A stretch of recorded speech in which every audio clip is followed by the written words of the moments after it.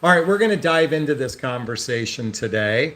And I want to share with you that we're going to talk about something known as love attachment style. And if you're not familiar with love attachment style, I highly recommend you checking out 3 books. Let me grab them for you. Now, the first book I'm going to recommend is Attached by Amir Levine and Rachel Heller. Okay. And you can come back and rewind this and write this down. I also would suggest checking out the book Learning Love by Thais Gibson. Learning Love by Thais Gibson. And I want you to read a book called Wired for Love by Dr. Stan Tatkin. Okay? All the books I recommend are in the books in my show notes called Under Jonathan Recommend Books. Now, I wrote a blog that I'm publishing tomorrow that I want to share with you all today, differentiating between dating a dismissive avoidant and an anxious person. And we're going to dive into the characteristics of why you may not want to consider dating a dismissive avoidant and why you might want to consider an anxious person. So let me read this blog to everyone here. And it goes like this.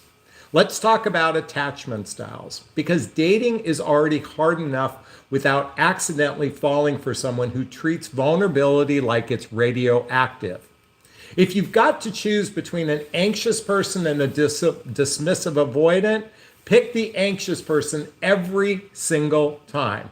Yeah, anxious folks might send a few too many text messages and wonder if you're mad when you just need a nap. But at least they're emotionally present. They want love. They want connection. They're not trying to Jedi mind trick their way out of intimacy with a blank stare and a shrug. You know what you're getting, a heart on the table, maybe slightly bruised, but beating louder and clear. Now let's talk about the avoidant for a second. These folks pull away the second shit gets real. Need a hug? They offer you a calendar invite 2 weeks from now. You want to talk about feelings? Suddenly their phone dies, their Wi-Fi breaks, and they go silent. They go join a silent retreat. But it's a big but. If the avoidant knows their style and actually is working on it, it's a game changer. Emotional accountability is sexy. So unless you want to date someone who ghosts you while you're still sitting next to you on the couch, go with the one who's trying to love out loud, okay? So that's a blog that I'm posting. And I've got my notes. I want to share with you 10 reasons why you don't want to date an anxious person. And I'm going to share with you 10 reasons why you might want to consider dating an anxious person. And let me share this. There is one secret to dating a dismissive avoidant, and we'll share that in a moment as well. So, putting my notes back here, of the 10 things, emotional unavailability is a dismissive avoidance love language. Good luck getting past the I'm fine. You see, dismissive avoidance fear emotional emotional vulnerability. Boy, I'm tongue-tied today. They fear emotional vulnerability. They struggle with it.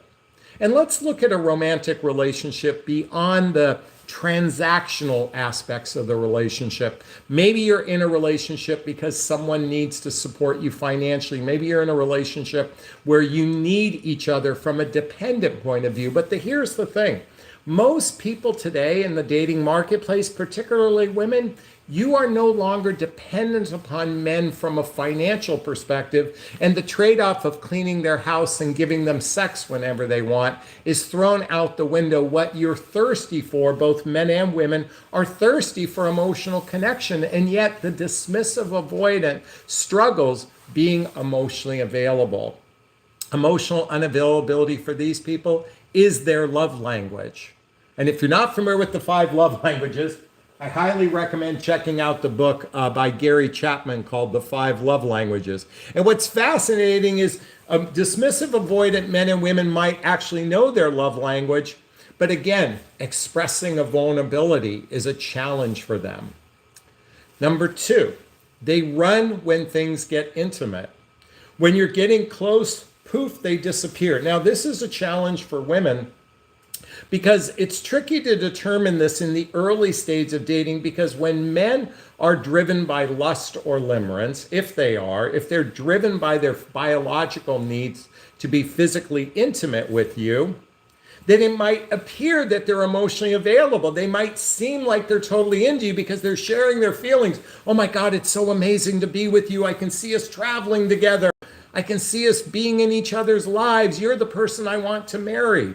So it might seem that they're acting intimate, they're sharing their feelings, but it's coming from that lower chakra. It's coming from the chemicals being released from their body, telling them in a temporary moment, I want to attach myself to this person from a physical sense, but from an emotional sense, a dismissive avoidant, they run when things get intimate. Number 3, they see vulnerability as weakness.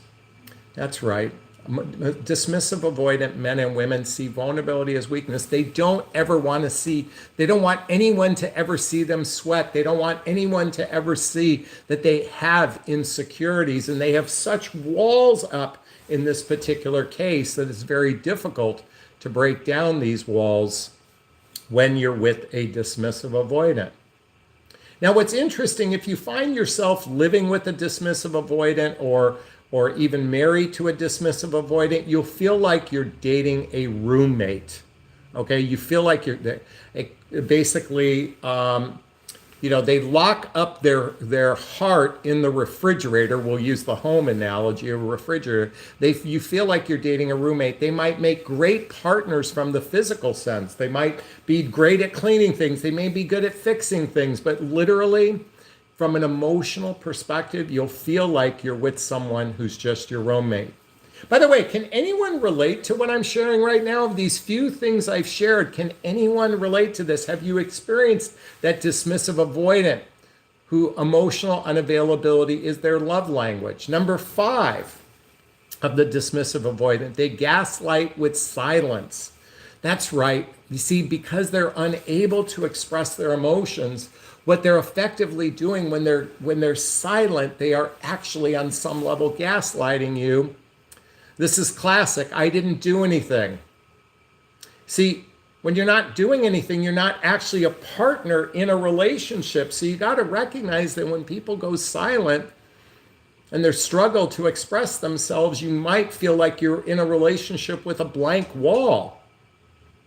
So just recognize that dismissive avoidant might have these patterns. Number 6, no conflict resolution skills. No conflict resolution skills. They struggle with conflict, and they have very poor communication skills when they have conflict. Yes, that's right. No conflict resolution skills.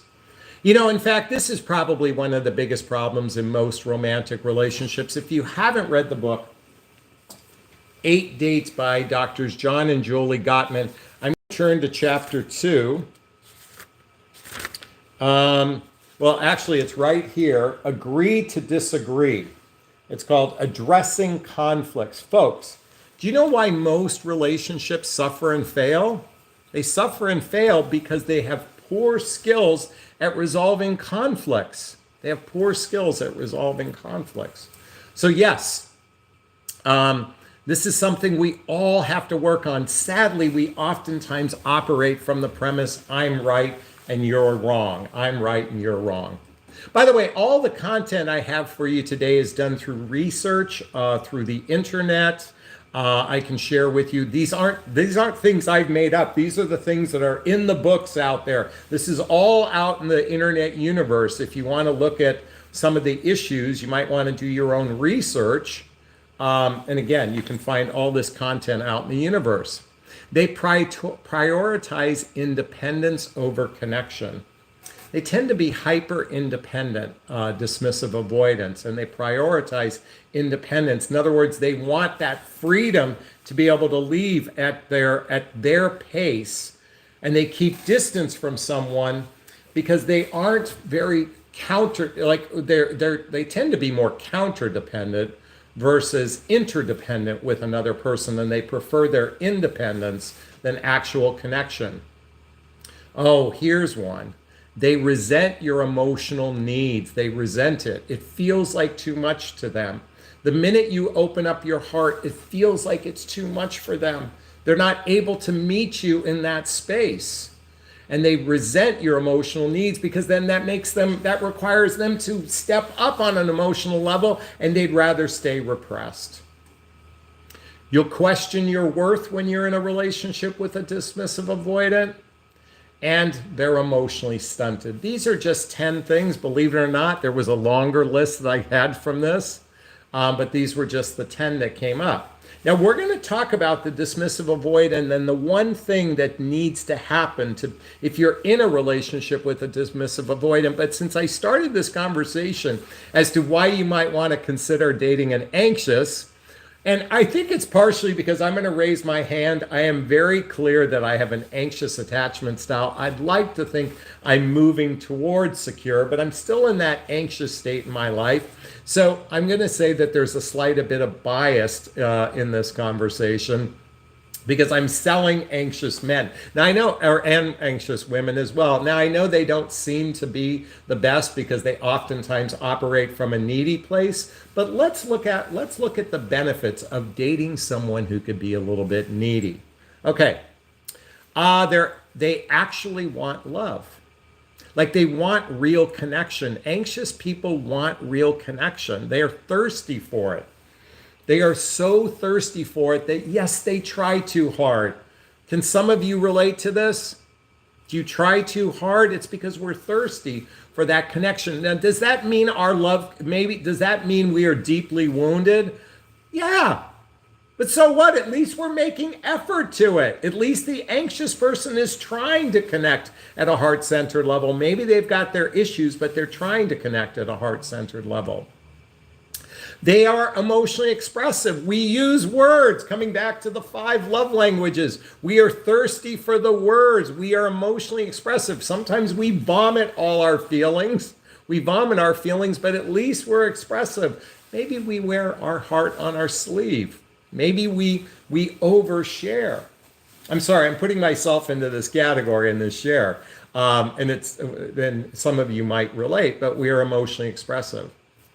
Here's the thing. I do believe what I'm about to say is, anxious people care deeply, maybe too much. Sometimes we try too hard. Sometimes we're people pleasers, but it's because we genuinely care. Now, does this come from maybe being with parents who weren't emotionally very affectionate in our lives? Most likely that's the case.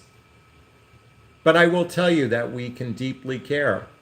Now, once an anxious person is in a relationship and we're fully committed to this relationship and it's a monogamous and exclusive relationship, I will tell you an anxious person will be very loyal in the relationship. This is not to suggest that dismissive avoidants aren't loyal in a relationship, but I will say an anxious person, because they are genuinely seeking that connection, they will be fairly loyal in the relationship.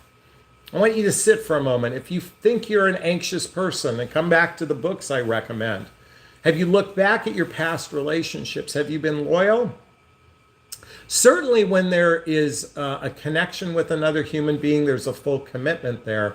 I do believe anxious people tend to be loyal. But again, that's not discounting that a dismissive avoidant can't be loyal as well.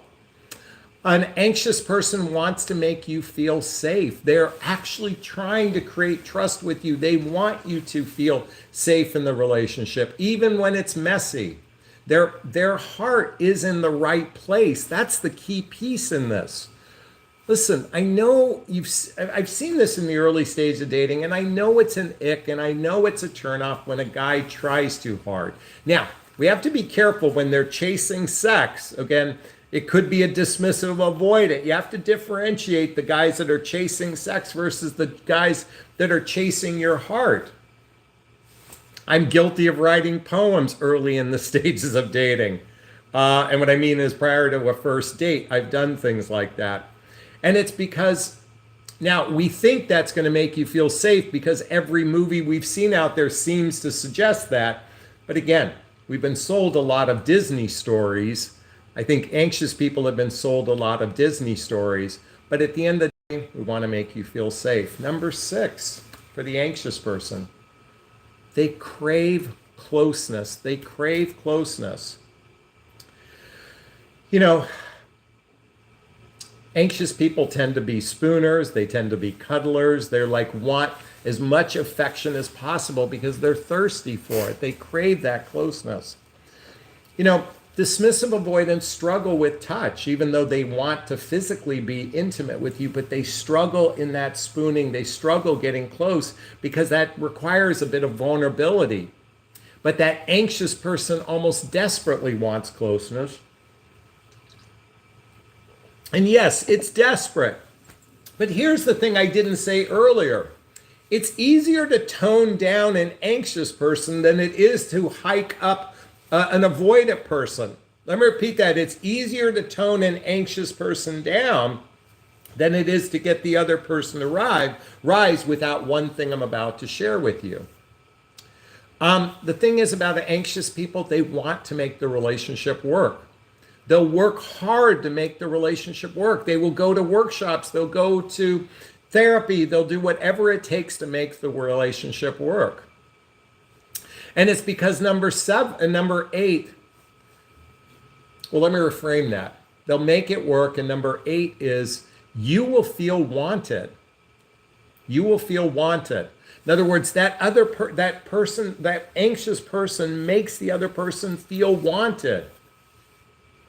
Now, one thing about anxious people, they tend to be more emotionally aware of their issues than the avoidant person. They read self-help books. Sometimes we read it twice. In my particular case, I have to read a book over and over and over again, just let it sink in.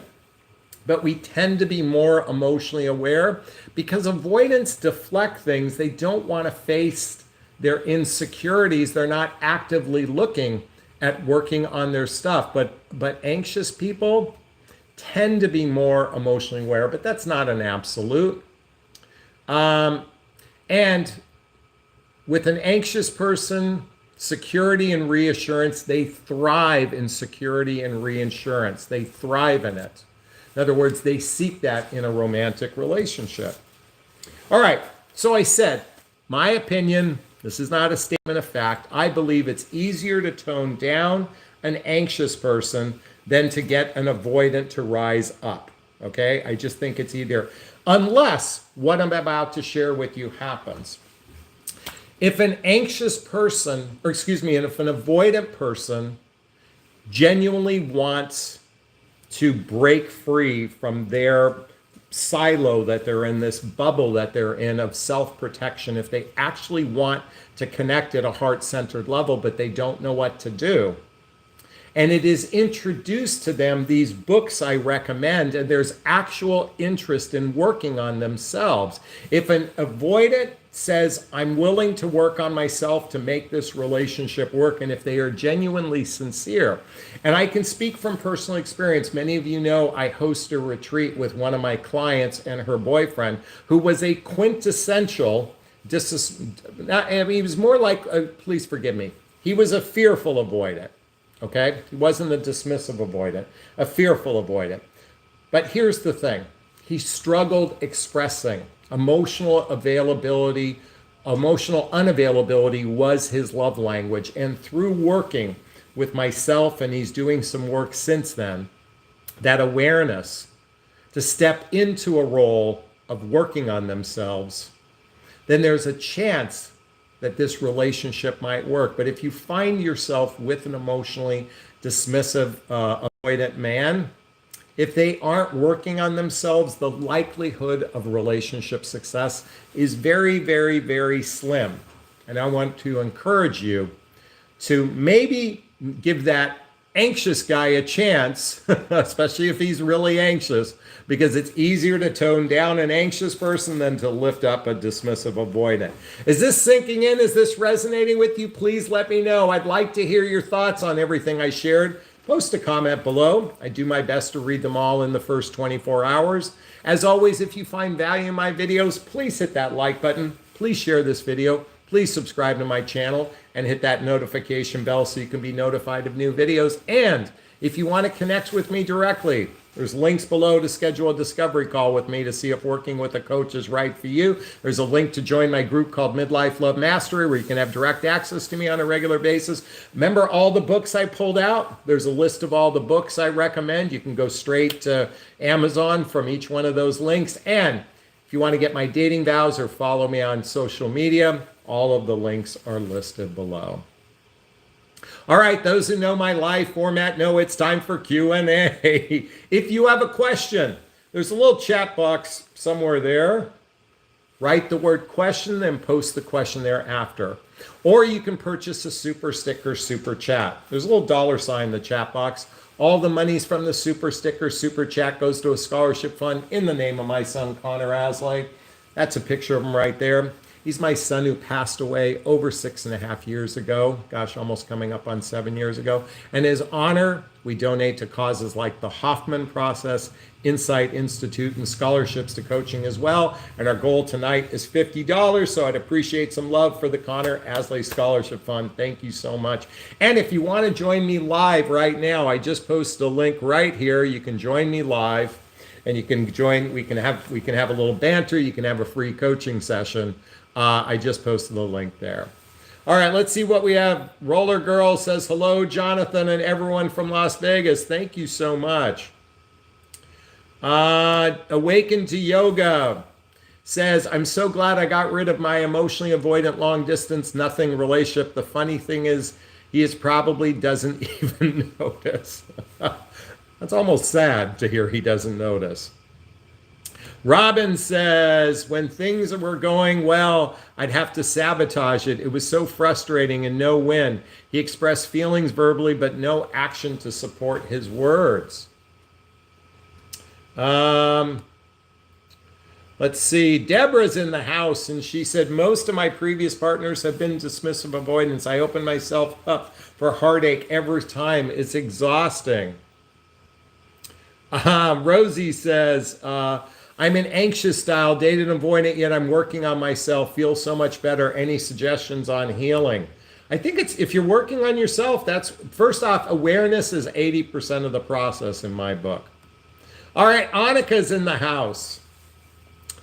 I'm an anxious person. I have to say, I don't think I can ever date a DA again. It was roller coaster relationship. I've learned that it is no longer supportive of me. I can totally relate to that. Very much relate to that. I see that you have a question also, Annika. What would be the early signs in the beginning dating process to recognize a dismissive avoidant man or woman? You know, I don't think, here's the tricky part, and this is such a great question, Annika, but you know, in the early stage of dating, because we've adopted a entertainment, romance, and physical connection as the driving force in the early stage of dating. Let me repeat that. Entertainment, romance, and physical connection. That's what drives the bus in the early stage of dating. I think this is a mating practice so we can, you know, bond with other people temporarily through physicalness. Physical connection. So here's my thought. I think you have to examine their past relationship experiences. You have to really do a deep dive into nooks and crannies about their past relationships. And quite frankly, you have to literally be a detective. You have to have studied this stuff so much to pick up on the clues. And usually they throw their previous partner under the bus most of the time. But anxious people do that too. But first off, if they don't have any personal development in their past, and I don't mean they went to therapy, marriage counseling when they were married. If they do little or no personal development work, and they throw their previous partner under the bus, that's probably a sign, and that would make my spider senses go up and question. Now, that's not a guarantee they're a dismissive avoidant, but chances are if they blame their previous partners for all their past relationship issues, I would say that's very problematic. That would be very problematic. That's the way I would approach it. But what else could you do? You know what? Start talking about insecurities.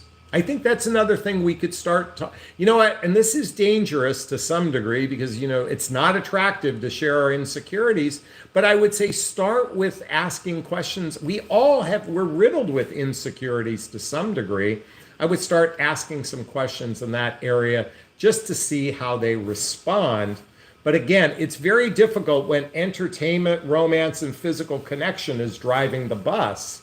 So this is really a reflection of self-awareness. And you could start talking about love attachment style early on. You could talk about therapy, how they would feel about that in the process of when I say therapy, I believe it was Lewis Howes that talked about, I think in his very first conversation with his now, I believe he's married now, wife, Martha, he said he talked about whether or not she'd be interested in counseling as part of the dating process for them. And I would say a dismissive avoidant would most likely resist that. Now you got to remember, when we're chasing sex, we might say anything. So you have to really pay attention. Do they seem to be driven by the lower chakra in the early stages to differentiate that? Okay, Annika, that was a great question. All right, if anyone wants to join the love seat, I'm going to post a link again. It looks like Deborah's in the house and has a personal... Oh, Rosie said. So I was dating a dismissive avoidant off and on. He keeps coming back. I was told he's my twin flame. Yeah, that whole twin flame thing will get a lot of people in trouble. Listen, that whole twin flame narrative sounds great. But trust me, could be karmic disaster if you buy into that. So, you know what? A real partner, by the way, a twin flame doesn't guarantee relationship success. A real partner is somebody who opens up to you vulnerably, is a teammate, and they want to go all in a relationship, okay? All right, Annika just gave us a $5 super sticker. Thank you for the love. We appreciate that. All right. Deborah has a personal question of me. Are you dating at the moment? To answer your question, no, I am not. And I really don't want to talk about my last experience publicly anymore, but I will say this, I am not actively dating. I went on the apps a little bit just to look around. I fell into the trap of online dating has an addictive nature to it. It can cause us... There is almost this addictive quality, this need for validation. And I've certainly been guilty of that. I'm going to raise my hand. I've been guilty of that very much. So I found myself doing that a little bit recently, but I've gone off of the apps altogether. I'm not, what I mean to say is I'm not interested in dating anyone. I'm not interested in really talking to anyone right now. From that perspective, and that could change. But right now, that answer is no, even though I temporarily went on the apps to look around. But I found out I was doing that out of a need for that connection, curiosity, but it wasn't healthy for me, so I discontinued it. Great question, though. Rosie comes back and says, I'm not sure why I keep accepting. However, I'm aware I'm working on it. Well, Rosie, it's quite possible that you have an attachment to this person. You might want to read the book, Rosie, Getting the Love You Want by Harville Hendrix, Helen Hunt. You may want to read this book. It might give you some insight into something deeper known as the imago. I-M-A-G-O. Can someone write that down? I invite you to I-M-A-G-O. Google it and do your own research. You might be attached to him in an unhealthy way. And to some degree, discipline doesn't care how you feel. Discipline is like holding true to your real heart's desire, and just recognize that your heart isn't attached to him. It's an unhealthy aspect of attachment. an insecure attachment that may have you attached to him. I know I said unhealthy, but I mean an insecure attachment, which could be unhealthy. Deborah goes on to say, even anxious, bordering, secure people need to work on partnership. Yeah, we all do. Absolutely. The anxious people tend to be more that, or, desirous because they're more desperate for love. And I'm only saying this from my own personal experiences. Okay. Deborah goes on to say, until I started to do the work you teach, I had a broken picker. We are so happy that you've met the love of your life. And I'm grateful that I've been a part of your journey there, Deborah. And Annika goes on to say, I totally agree. We all have work to do, but I know that my experience with a dismissive avoidance that don't work on themselves, the relationship could not work. Exactly what I shared earlier. Unless a dismissive avoidant is actually working on it, they're aware of it, and they're actively trying to heal it, they can do that in partnership. Okay, that can absolutely be done, but you have to be aware of it and want to work on yourself.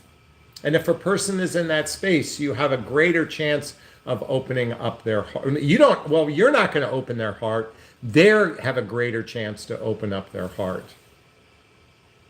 Deborah goes on to say, good place to be, Jonathan. I'm in agreement. Thank you so much. All right, if you have a question, there's a little chat box in the corner. Write the word question, then post the question thereafter. Or you can purchase a super sticker, super chat. All the monies from the super sticker, super chat goes to a scholarship fund in the name of my son, Connor Asley. Hey, there's a picture of him. He's my son who passed away almost 6.5 years ago. I think he's got pimples. And in his honor, we donate to causes like the Hoffman Process Insight Institute, just to name a few. Again, if you have a question, write a question. Otherwise, we're going to wrap up early. I need some feedback. I need some content here. So if you're watching, it says we have 72 people watching. Do me a favor, type something out. I'd be really grateful. What can I talk about in the meantime?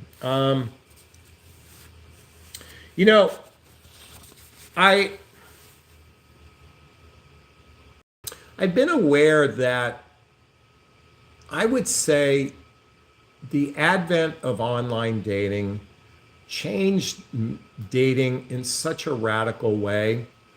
And let me explain what I mean. So I recently had a friend reach out to me. She's in a relationship for 2 years. It's long distance, and it's very one-sided. She's always driving to him. And she's accommodating her life. She's the one making the sacrifices. And he claims that he wants her in her life, but he's not really doing anything about it. And she feels like she has to make a stand and set a boundary. And he said something the minute she made a stand and a boundary. And she's struggling with this because she doesn't know what to do with it. But she made a stand, set a boundary, and he's like, I can just go online and replace you easily. And I thought, what a mean thing to say. But what occurs to me is the problem is, it used to be up until about 50 years ago, we operated from a place of scarcity. In other words, once we had a relationship, we didn't think we could just go online and replace someone so easily. I think now, because we live in a disposable society, we live in a fast food society where you don't have to cook. We live in a society where food can be delivered. There's no effort in our lives that we can replace people easily. And again, I recommended, hey, she should move on, mainly because she's doing all the work in the relationship and he claims he loves her. But when he said that, what he was saying is, this is the world we live in. People can be replaced, instantaneously. And by the way, these are people in their 60s. We can just go online and replace a person instantaneously. Now, the reality is he might find himself back in the dating marketplace, going through text message after text message after text message. Certainly, if he had the resources, he could always, I'm slurring. If he had the resources, he could always buy a younger model. I mean, that's what a lot of men do. Affluent men oftentimes know that with resources, you can literally buy a younger model. But that's the sad reality we live in, is that because we have this abundance belief through online dating that we can replace a person instantaneously. And so I'm just pointing out that it's kind of a messed up dating environment out there. Let me ask you a question. Do you feel like it's messed up? Do you feel like real connection seems to be rare? Do you feel like being vulnerable, being authentic, being transparent is difficult because we've experienced so much pain in our lives that many of us are wearing walls? Do you think more people are becoming dismissive-avoidant? Is that what's happening? Is all of the pain, we've gone from one relationship to another? Looks like V.I. Simmons says yes. Roller Girl says yes, it's messed up. Allison wants to address that client. He doesn't friend. He doesn't value her at all to say something like that. Annika goes on to say that's horrible, and that's what I'm encountering online, talking to multiple people, and it seems like I'm just one of the many options. And by the way, Annika, I know you're a woman experiencing that with men, and we men experience it with women as well. This is the sad reality. It's not singular to one gender. And so, what can we do about this? You know, folks, I wrote a book called What the Heck is Self-Love Anyway? A Journey of Personal Development, Self-Help, and Spiritual Work. Why I'm sharing this today is that I didn't realize when I wrote the book that's the thing I must learn the most for myself. Loving oneself is not easy, especially for those of us, well, a couple things. For those of us that had challenging childhoods and challenging adult experiences, it can be very difficult to genuinely love ourselves. And yet the minute we begin a self-discovery journey, it opens up portals to going, I've got this issue, I've got this issue, I've got this issue, I've got this issue, I've got this issue. For me, myself, and I've got a laundry list of all my issues. I wonder if I'm even worthy enough or capable enough to be in relationship. But I will say this. If you're doing the work to give yourself a hug every day, even if you live by yourself, you give yourself a hug every day and go, you know what? I am grateful to be alive. I am grateful to just even get a chance to experience all these emotions. It's not about finding the right romantic relationship. It's about finding the right relationship within yourself.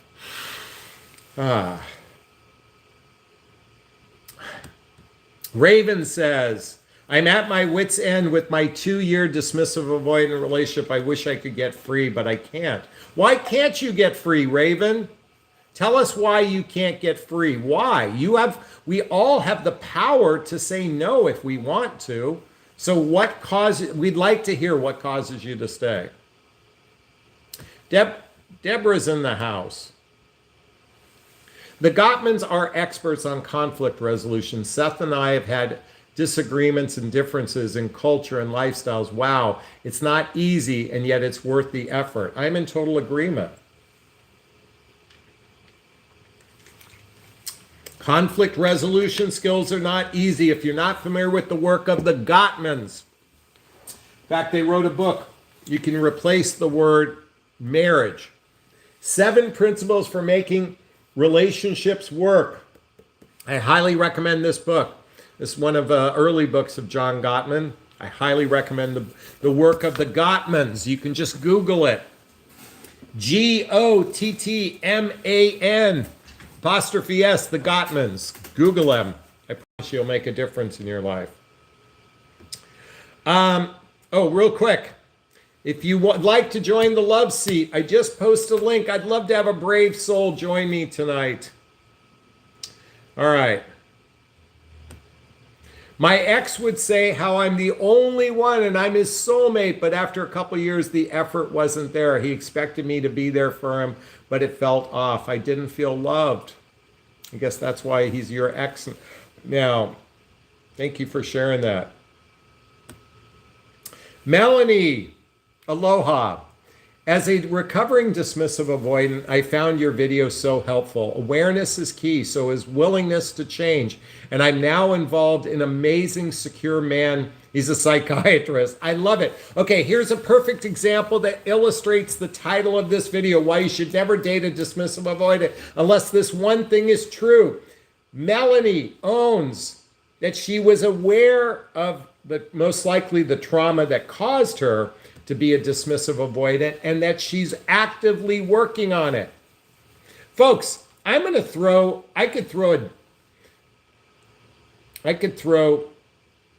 a baseball.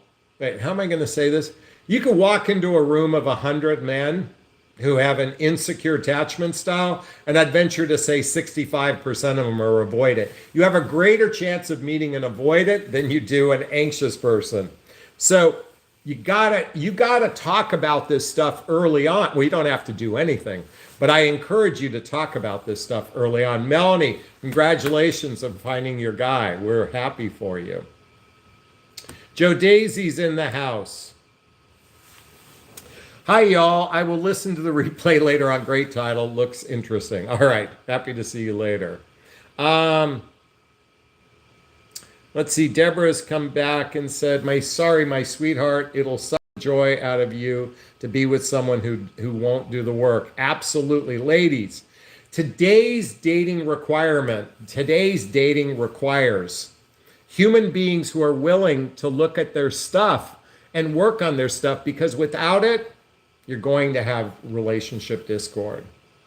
Aaron just says something sweet. Thank you so much. I appreciate that. I love you, Jonathan. I love everybody on here tonight. Thank you so much. Oh, Aaron goes on to say, my boyfriend and I watch you all the time. Oh, I'm dying to hear what your boyfriend has to say. Folks, I will tell you this. Men do seem to be watching my channel. I'm actually live right now on my men's channel as well. So I'm really happy to hear that. I'd like him to jump on and say something as well. Let's see. V.I. Simmons. I briefly dated a dismissive avoidant, had sex with him right after I had not been serial for 2 years. He then decided he wanted to keep sex on the table after telling me he wanted a woman with money. And then you go on. I told him to get on down the road. I'm 51. She goes on to say, I'm 51. I don't have time for games sexually. I hear you. Thanks for sharing that with us. Really appreciate it. Melanie comes back. I knew what you meant sexually. Melanie comes back and says, thank you, Jonathan. God bless you for your gift for healing souls. Oh, I am so grateful to make a difference in people's lives. I get emails and cards and letters from people. Thank you all. Thank you from the bottom of my heart. I appreciate you all. Aaron comes back and says, I knew you would say that. He's down.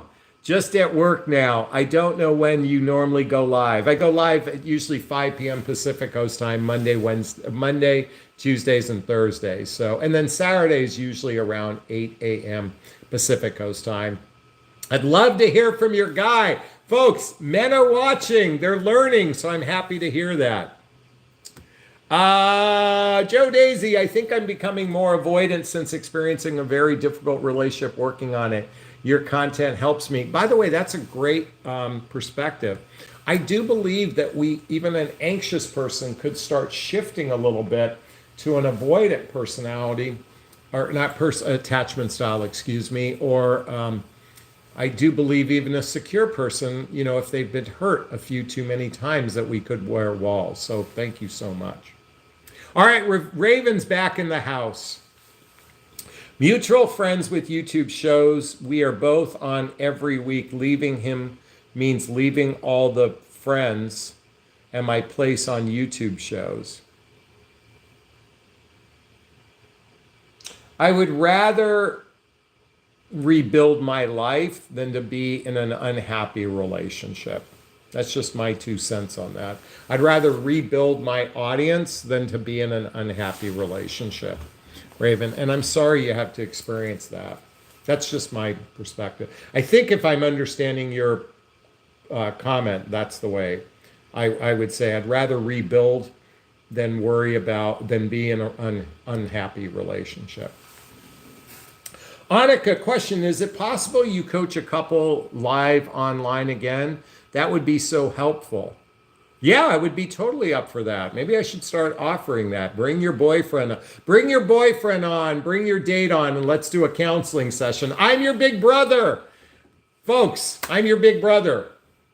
If I could be there for you on a first date, I'd have the shotgun pointed at the guy's head and saying, "What are your intentions with my little sister?" That's the way I operate. Deborah's back in the house. Do you agree that it's easy to become avoidant when you've been single for 15 years? It was a conscious edger to... I don't know if they've studied attachment style enough to know how people shift over time. I think wounds can cause us to wall up and be counter-dependent. I do believe that's possible. I do believe we have our default. Like, I'm a default anxious person. But when I'm with another anxious person that's more anxious than me, I don't turn per se avoidant per se, but I'm hedging. I don't want to give too much because I don't want to create a false illusion of something more serious when I'm with a person who's more anxious. That's only happened once or twice in my life that I'm aware of anyway. Okay. Aaron's back in the house. Okay, perfect. He watches when I watch and says you say it exactly like it is. If he gets home before your live is over, I'll give him on your hot seat if you have it tonight. I'm going to be probably logging off in a minute or two, Aaron, just because we don't have a lot of questions. Deborah goes on to say, you made an enormous difference in my life. Thank you so much. I appreciate that. Okay, last chance to join the love seat. I just posted a link. Here, you can see the link right there. It's in the chat box. If you want to join me live, just hit that little link right there. You know what? We're in unusual times. We are in unusual times when it comes to romantic love. And I'm here to suggest we can't take this for granted. I'm here to encourage, I know we've been so indoctrinated that entertainment, romance, and physical connection is the pathway to relationship success. And this is why I get so pissed off when I see some coach say, if a guy doesn't take you out to a fancy dinner, or if a woman says that on a TikTok video, if a guy won't take me out to a fancy dinner, I won't waste my time. You know what? That just infuriates me, because then it's all about entertainment, romance. And you'll get laid, eventually, but your relationship will tank at some point if you're not entering into it with some intentionality, with some understanding of the mechanics to a healthy, happy relationship. But if you're only looking to get laid, hey, there's plenty of people out there doing it for that reason.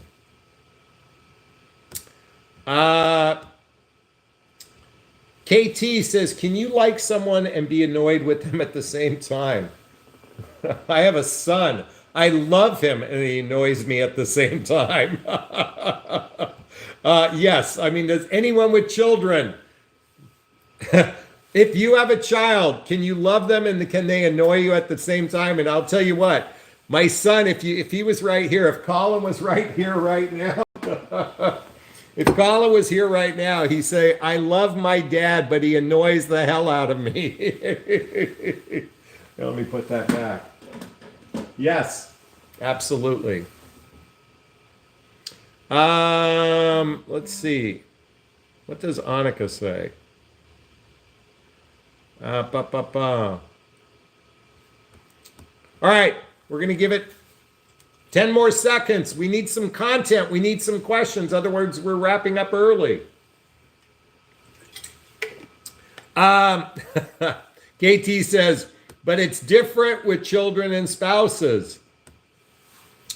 Well, I guess the question is, well, sure, my best friend, I love, well, okay, best friend. Can you, okay, a stranger. What's the question again? Can you like someone and be annoyed at the same time? You know, when you like someone, there's probably a quality, a trait, an aspect of their personality that you respect, you admire. That's where that like comes in when you respect or admire someone.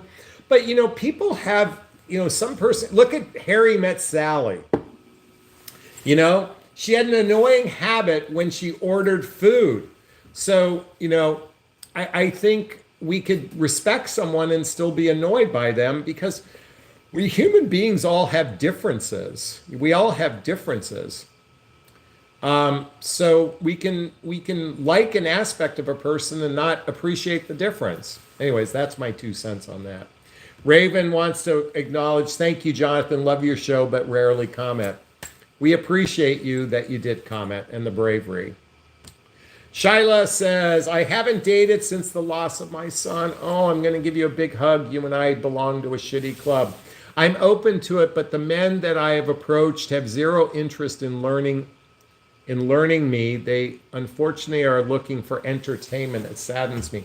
Yes, men and women alike are oftentimes hyper-focused on entertainment, romance, and physical connection. This is true for men and women alike. And by the way, I'm only just acknowledging it from my point of view. I have felt like I've just been there to entertain someone versus someone actually wanting to get to know me at a heart level. So it's true for men and women alike. Sassy is in the house. If a man ever said that to me, I'm walking away. He's more than welcome to find someone else. I'm in agreement.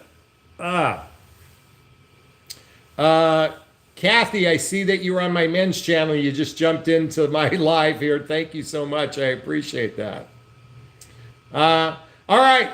We're going to give it another 10 seconds. If we don't have a question, come at the bottom of that chat box. It's hard for me to keep this going unless you give me some fodder to give something to talk about. So write something. I don't care. Ask me a personal question if you wish. Okay. Eve Aaron says, I will try to make Saturday morning show or the following Monday, whenever the next evening show is. He's usually home by 4:30, worked in LA, stuck in traffic. Well, I appreciate that. We love it. I just called him, but the ladies expect it soon. You can get his perspective if you want. I've known him for 17 years. He speaks his mind and the truth. We appreciate that. Hopefully this Saturday, you guys will join me at 8 a.m. Pacific Coast time. All right, you know what? I'm running out of breath. Folks, I really appreciate all the love. I hope you found value in this conversation, why you should never date a dismissive avoidant unless this one thing is true, and this is true for both men and women alike. Folks that are doing the work have a greater chance of relationship success. That's my invitation for you all. Lisa says, thank you. Have a good evening. Linda says the same. All right, folks, I'm going to wrap up this video. Oh, well, first off, if you have something to share, post a comment below. I do my best to read them all in the first 24 hours. As always, if you find value in my videos, please hit that like button. Please share this video. Please subscribe to my channel and hit that notification bell so you can be notified of new videos. And if you want to connect with me directly, there's links below to schedule a discovery call with me to see if working with a coach is right for you. There's a link to join my group called Midlife Love Mastery, where you can have direct access to me. Oh, wait, somebody asked a personal question. I'm going to answer that. Would you ever get married again? The answer is I most likely would, or at the very least, I would like to live with someone, or I would consider a spiritual marriage, which is probably not a contract with the government, but it would be a ketubah where we make agreements with each other. It's not binding by the government, but it's binding from our soul and our heart. So the answer to your question, yes, I would.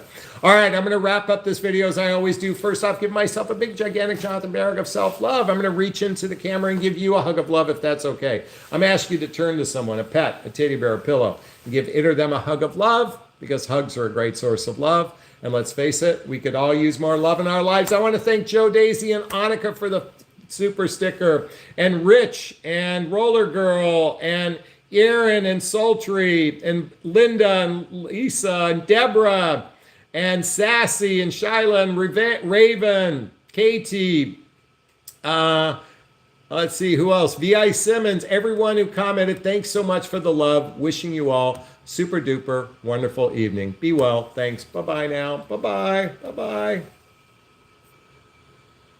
Bye.